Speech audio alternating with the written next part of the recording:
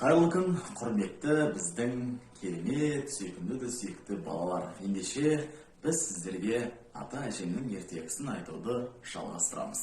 Қазір мен сіздерге кереметтей екі дос деген ертегіні айтып оқып беремін. Ендеше оқушылар, мұқият тыңдаңыздар. Келістік пе? Келістік. Ертеде ешкі жүні бөртеде, бір күні екі дос орманда келе жатады.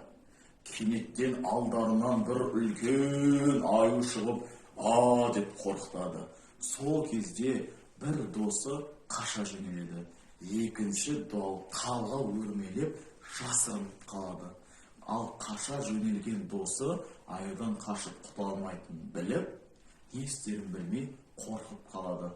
Сол кезде ойланып тұрып, осы қазір мен өлген адам сияқты жатып қалсам, аю маған тиіспейді ғой деп, өлген адам сияқты қатып жерге жатып қалады.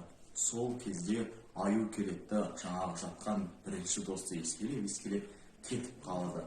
Содан кейін ол орнынан тұрып, үстін қағып жатқан кезде, екінші досы талға өрмелеп кеткен, қайтып кеп қасына сұрайды: "Ей досым, саған аю тиіскен жоқ қой, аю саған не деді?" деген кезде, бірінші досы: "Осындай қиындық кезде сенің қашып кететін достарыңнан аулақ жүр" деді де, әрі қарай жолдарын жалғастырыпты.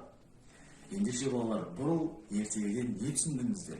Бұл ертегі дос дегенің ол ең жақын адам. Сондықтан да досыңды ешқашан тастама, досыңды сатпа. Әрқашанда қиындықты бірге жеңу керек. Ендеше келесі кездескенше сау болыңыздар.